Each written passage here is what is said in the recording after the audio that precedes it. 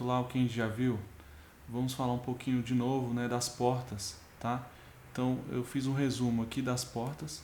Então nós temos a porta IND, tá? Então se você observar, tá aqui a tabela verdade da porta IND. A porta IND, ó, vai ter duas entradas, né, no caso, pode ter mais, né? Lembra que a gente viu lá, se tiver mais entradas, quanto mais entradas, mais possibilidades de saídas. Como só tem duas entradas, eu vou ter 4 possibilidades de saídas, né? Beleza. O resumo da porta IND é essa, né? A porta IND é o seguinte, ela sempre quando for, pelo menos uma das entradas for zero, vai dar sempre zero, tá?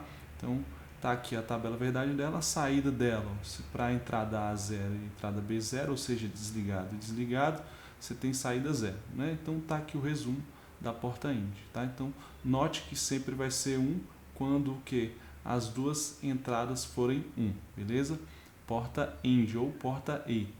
A porta OU, tá?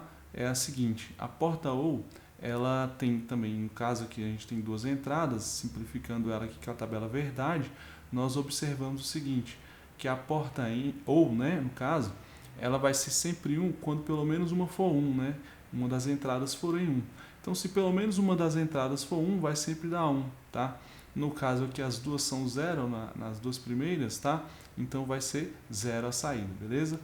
A porta inversora é o seguinte, ela inverte, né? Ou a porta NOT, ela vai pegar o valor de entrada e transferir para outro valor, né? Ou seja, se a entrada é 0, a saída é 1. Então, no caso, por exemplo, se a entrada, né, no caso aqui, que eu nem escrevi, né?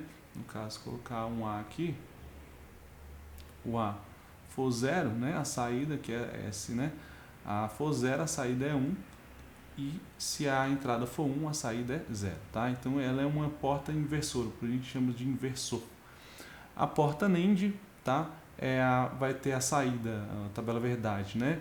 Inversa da porta IND, no caso, se você observar aqui, ó, tá? É como se fosse a porta IND, só com o inversor aqui. Esse símbolo representa o inversor na saída, tá? Então, ou seja, esse AB aqui seria o quê? Seria quando for 0, 0, se fosse uma porta IND, seria 0. Só que como tem um inversor, o que acontece?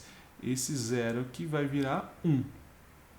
Então a porta IND é o seguinte, ela vai ser 1 quando as duas forem 0, tá? No restante vai ser tudo 0, tá? No caso, porque ela segue a tabela verdade, o contrário da tabela verdade, o que? Da tabela verdade da porta IND, tá? Então no caso aqui, se for 1, era para dar 1, né? Só que vai dar 0, beleza? Então ela é o inverso da tabela verdade da AND, tá? Então essa é a porta NAND. E nós temos a última porta, que é a porta NOR, né? A porta NOR, nós temos aqui duas entradas, A e B, no caso, onde na qual você tem a entrada A 0 e a entrada B 0, tá? Ela vai ter a tabela verdade invertida com relação à porta OU aqui. Então, no caso, a OU a gente sabe que sempre quando pelo menos uma for 1 vai ser 1, né? Sempre quando pelo menos uma das entradas for 1 vai ser 1.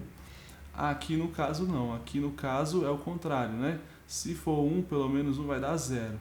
Só vai ser 1 quando as duas forem 0, beleza? Então tá aí o resumo, tá? Dessas portas aí.